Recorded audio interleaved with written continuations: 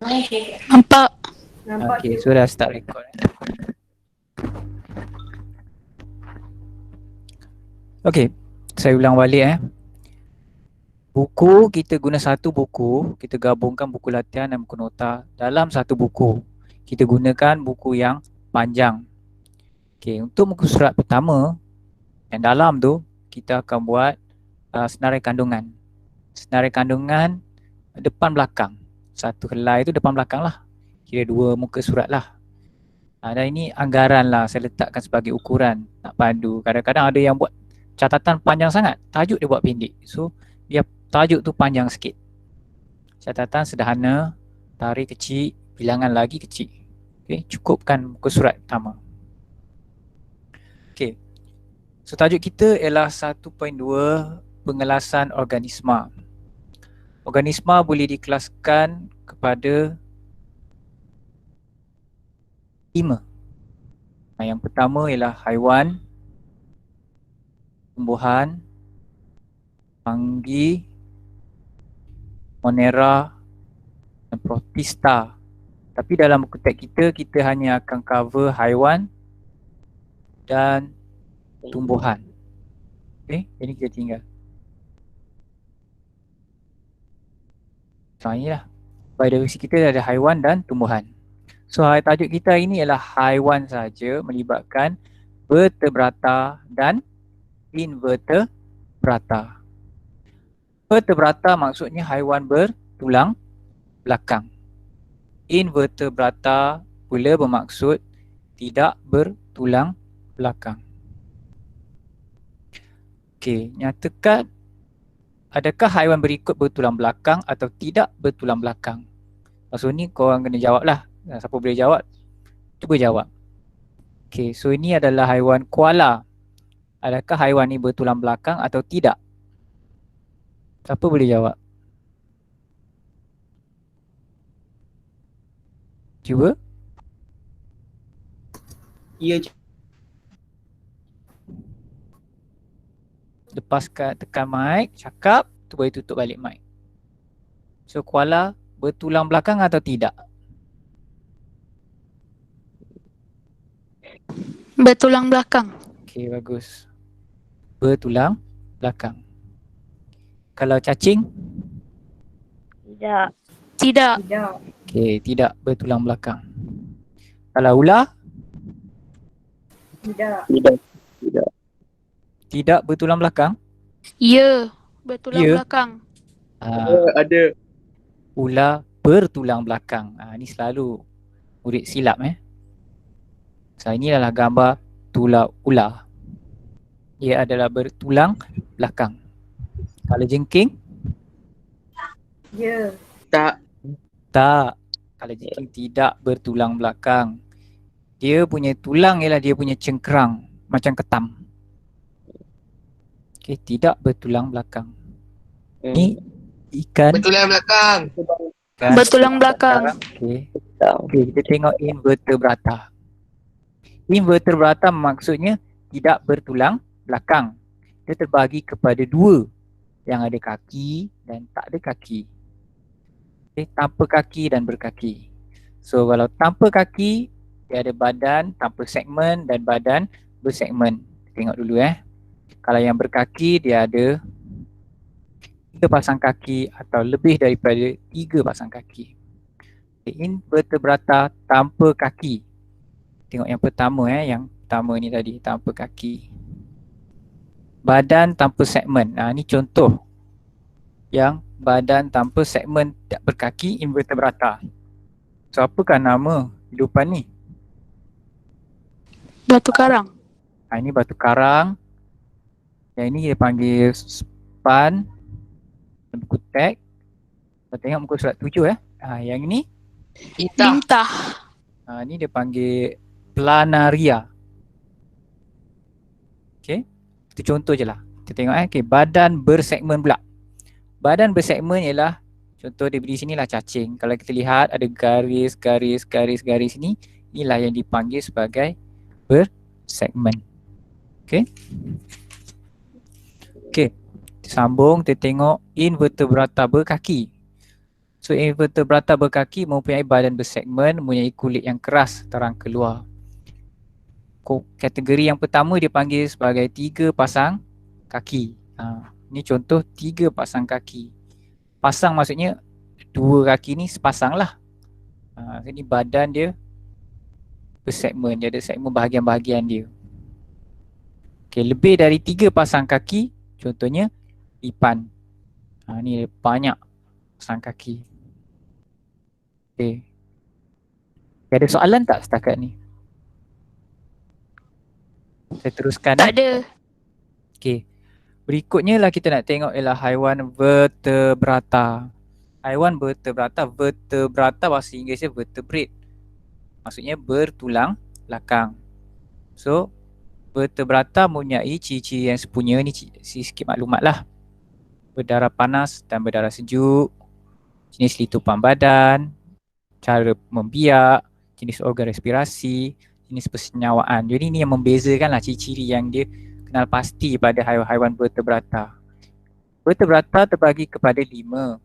Yang pertama mamalia, burung, reptilia, ikan dan amfibia. Okey, setiap kumpulan haiwan ni dia ada ciri-ciri yang tertentu yang meletakkan haiwan tersebut dalam kumpulan ini. Okey. Nyatakan pengelasan haiwan berikut. Oh, dia suruh test dulu. Okay, kita test. Siapa boleh teka? Jangan tengok yang atas ni. Yang besar ni. Yang ni kumpulan haiwan mana? Siapa boleh teka? Mamalia. Mamalia. Kenapa tak panggil ikan? Paru-paru.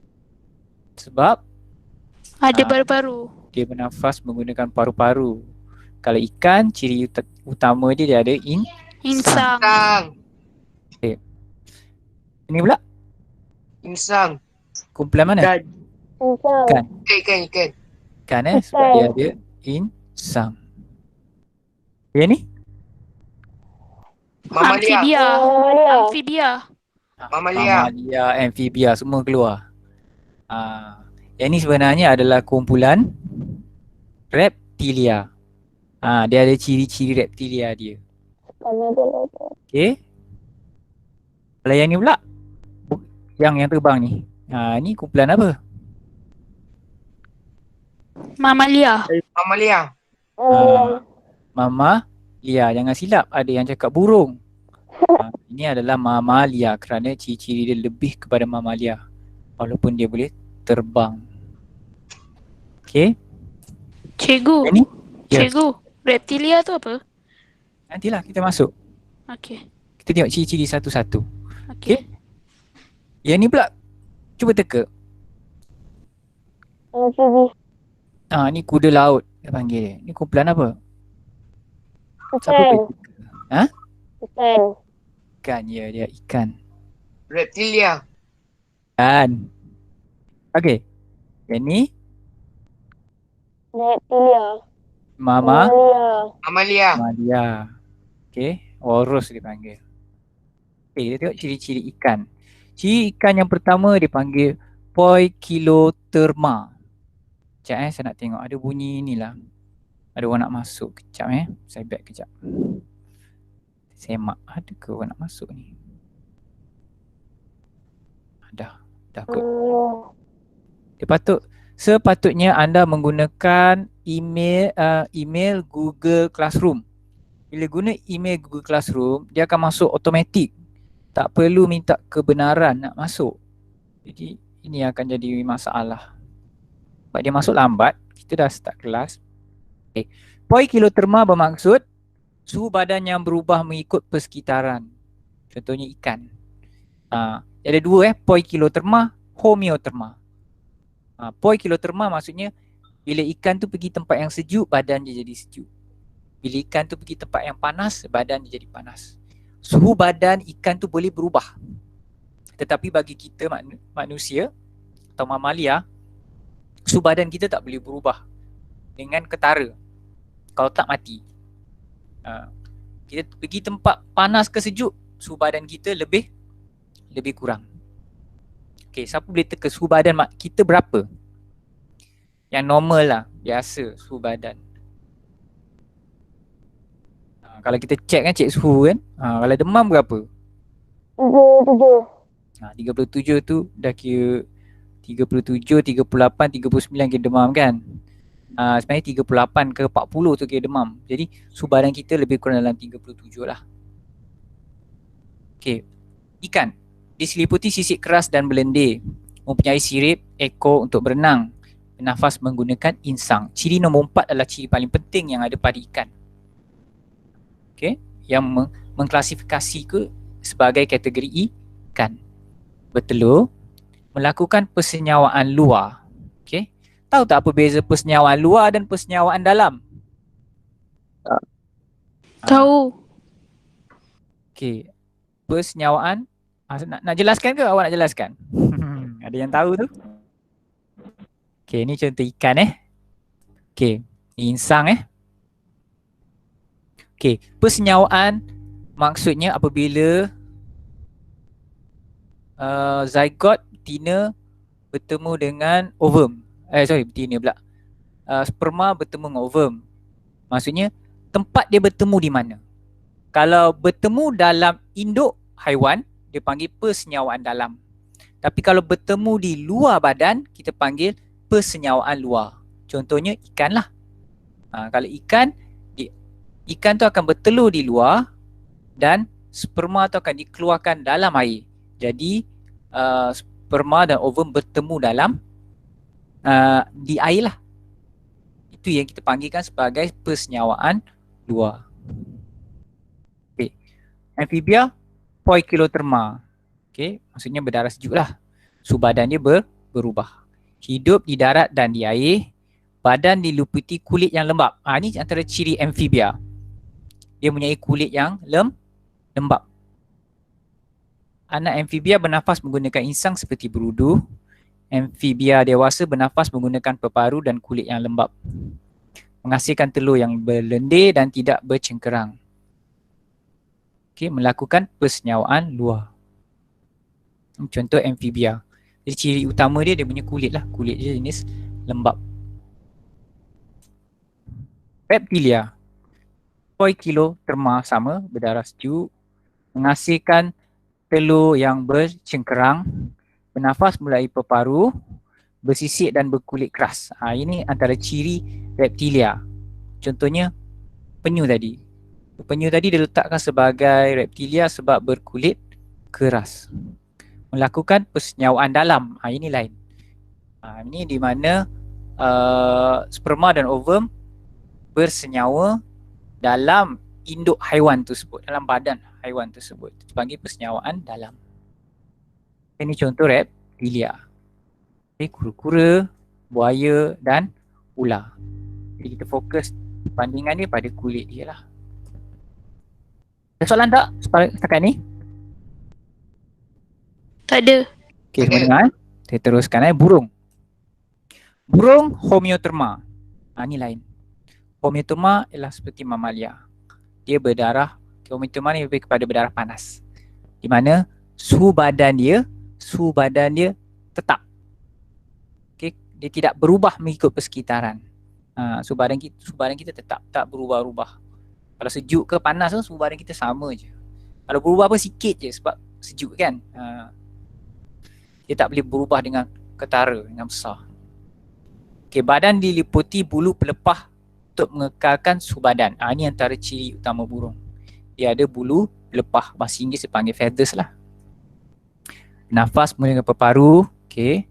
Mempunyai sayap atau kepak yang membantu setengah burung untuk terbang. Mempunyai sepasang kaki bersisik. Okay. Persenyawaan dalam. Okay, ini juga lah sepasang kaki untuk burung. Menghasilkan telur yang bercengkerang keras. Okay. Burung juga antara ciri yang kita nampak ialah dia berparuh. Okay. Contoh burung renggang, yam, burung raja udang, penguin. Walaupun penguin ni tak nampak bulu pelepah dan dia tak terbang, tapi dia macam ciri dia lebih kepada kumpulan burung. Okay, ini kumpulan mamalia. Mamalia mempunyai rambut dan bulu. melakukan persenyawan dalam. So persenyawan dalam maksudnya sperma dan ovum akan disenyawakan dalam induk betina. Okay? Melahirkan anak, ini antara ciri utama mamalia lah.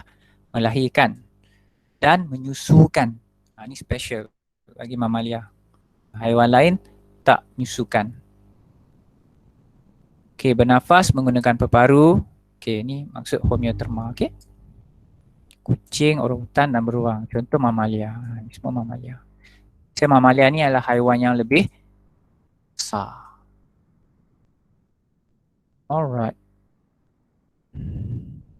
Satu mamalia yang bertelur. Ni satu dia mamalia tapi dia bertelur. Okay. Ni yang nama dia platypus. So dia walaupun kita nampak dia macam itik, tetapi sebabkan ciri-ciri dia lebih banyak kepada mamalia. Jadi dia letakkan di bawah kumpulan mama. Itik mutant. Ini bahasa Inggeris. Okay. So itu sahaja untuk hari ini. Okay, untuk latihan. Nanti saya akan postkan latihan. Latihan saya akan postkan dalam grup satu. Okay. Dan juga dalam awak punya Google Classroom.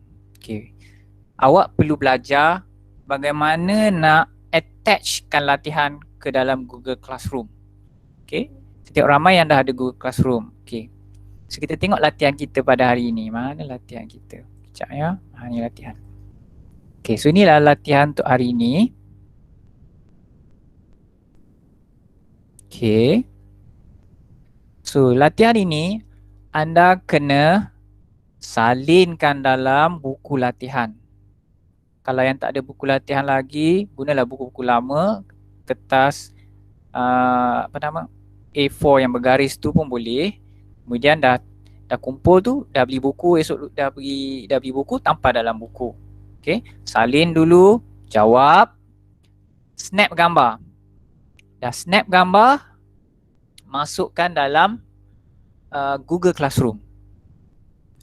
Tengok tajuk 1.2 pengelasan organisma vertebrata. Awak attach kat situ, awak hantar kat saya. Baru saya boleh dapat setiap latihan mengikut nama masing-masing. Saya boleh dapat latihan 1, 1, 1, 1. Dan pastikan ambil gambar yang jelas. Jangan gelap dan kabur, tak boleh nak baca. Kalau boleh ambil gambar macam tu, baru saya boleh tanda sebenarnya dan saya boleh bagi markah. Okay, untuk minggu lepas saya dah bagi latihan. Ramai dapat tak latihan tu balik?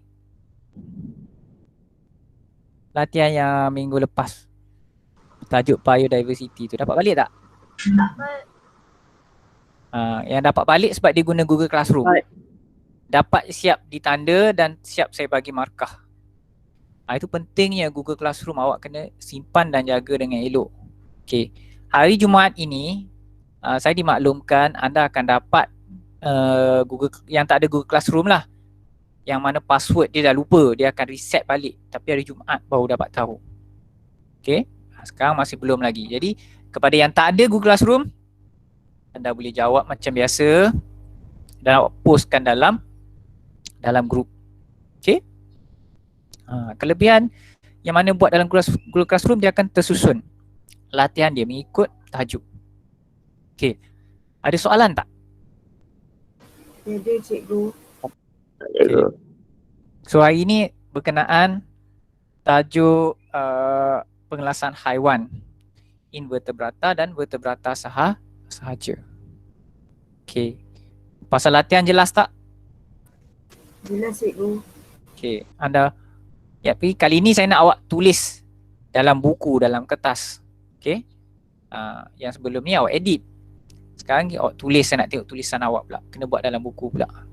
Kemudian ambil gambar, hantar dalam Google Classroom. Yang mana ada Google Classroom. Yang tak ada, hantar dalam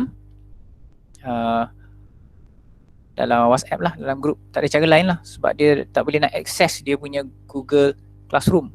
Dia tak ada kelebihan tersebut lah. Kita tunggu hari Jumaat ni, dekat 29/1, admin akan dapat senarai yang baru dan akan reset password dia. So kita tunggu. Okay. Alright. So last calling, last ada soalan tak? Nak tanya apa-apa? Mudah je hari ni punya kelas. Tiada cikgu. Tak ada. Right? Semoga jelas Sekejap nak tutup Yeah. macam tutup rekod ni. Stop recording. Okay. So itu sajalah untuk kelas hari ni Okay, boleh buat latihan. Nanti saya akan bobo dalam grup dan juga dalam awak punya Google Classroom. Tunggu notification lah. Kalau dah join, dah buka Google Classroom tu, jangan tutup notification. Nanti tak keluar lah latihan, kita tak tahu, tak dimaklumkan. Okay, itu saja. Terima kasih. Assalamualaikum. Terima kasih cikgu. Cikgu. Assalamualaikum. Waalaikumsalam. Cik.